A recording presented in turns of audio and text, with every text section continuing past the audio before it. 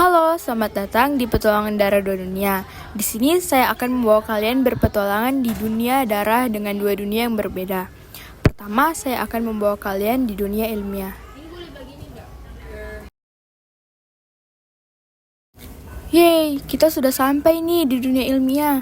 Jadi, selama kita berpetualangan di dunia ini, kita akan ditemani oleh ilmuwan kita, Eva. Hai, selamat datang di dunia ilmiah. Jadi, di sini kita akan berpetualangan dan mengetahui tentang darah. Pasti teman-teman banyak yang bertanya-tanya, apa sih itu darah? Jadi, darah adalah kombinasi plasma dan sel-sel yang beredar di seluruh tubuh. Cairan ini memasok zat penting seperti gula, oksigen, dan hormon ke sel dan organ seluruh tubuh. Mengapa sih darah penting bagi tubuh? Pertanyaan yang bagus. Jadi, darah penting bagi tubuh karena darah mengangkut oksigen dari paru-paru ke sel-sel tubuh. Tempat oksigen dibutuhkan untuk metabolisme. Karbon dioksida yang dihasilkan selama metabolisme dibawa kembali ke paru-paru oleh darah. Tempat karbon dioksida tersebut kemudian dihembuskan. Oh, jadi begitu ya.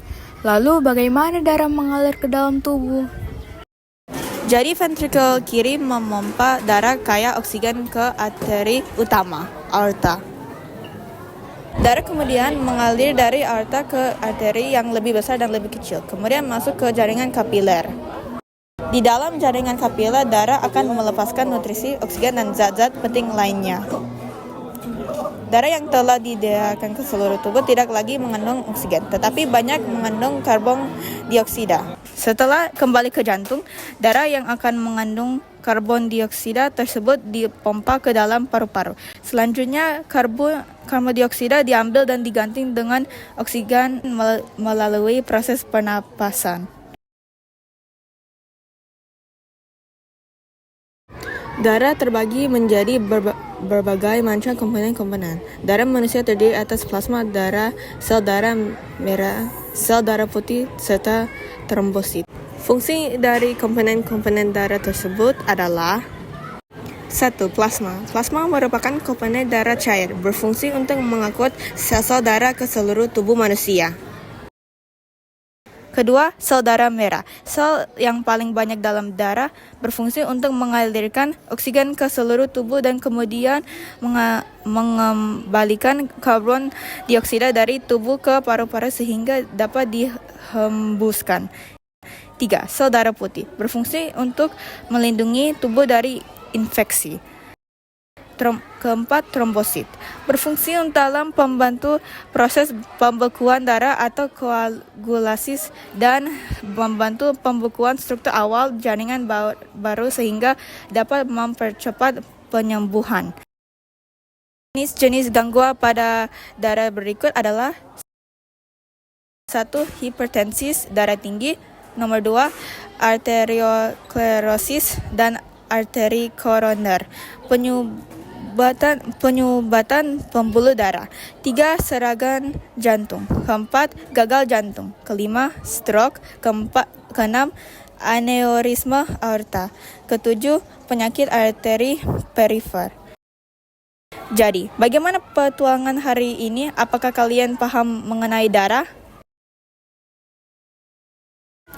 Seru sekali petualangan hari ini. Ternyata ada berbagai macam darah dan fungsi-fungsinya. Saya menjadi lebih paham. Setelah kita berpetualangan di dunia ilmiah dan kita sudah mempelajari tentang darah, di sini kita akan berpetualangan di dunia Alkitabiah. Jangan kemana-mana, tetap ikuti petualangan kami ya. Halo, saya Abraham dan saya yang akan menemani kalian berpetualangan. Selamat bersenang-senang.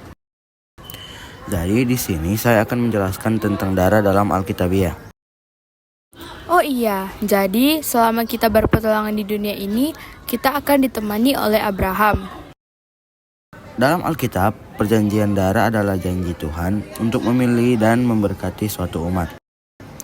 Awalnya, perjanjian ini ditujukan kepada keturunan Abraham secara fisik, tetapi kemudian diperluas secara rohani kepada semua orang yang percaya kepada Tuhan.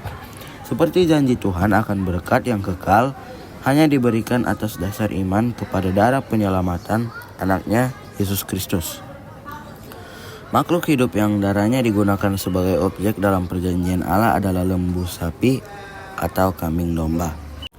Tuhan Yesus sebagai juru selamat manusia telah rela mengorbankan dirinya di atas kayu salib dan rela menumpahkan darahnya untuk keselamatan manusia. Sehingga nilai dari darah Kristus merupakan bentuk penebusan untuk pengampunan dosa manusia, dan Kristus menjaminkan dirinya untuk menebus dosa manusia. Wah, ternyata hasil petualangan dua dunia kita seru dan bermanfaat ya. Kita dapat mengenal dan mengetahui darah dalam ilmiah maupun alkitabiah. Ternyata di dunia ilmiah kita lebih mengenal darah yang berfungsi dalam organ tubuh kita dan jenis-jenis darah. Sedangkan di alkitabiah kita lebih mengenal darah dalam perjanjian-perjanjian Allah. Terima kasih sudah mengikuti petualangan dua dunia kami, pasti seru kan? Semoga bermanfaat bagi teman-teman dan bisa lebih mengenal darah dari berbagai sisi. Saya ilmuwan Eva mengucapkan terima kasih dan sampai berjumpa lagi. Saya narator Katlea mengucapkan terima kasih dan sampai berjumpa lagi. Saya Abraham mengucapkan terima kasih dan sampai berjumpa lagi.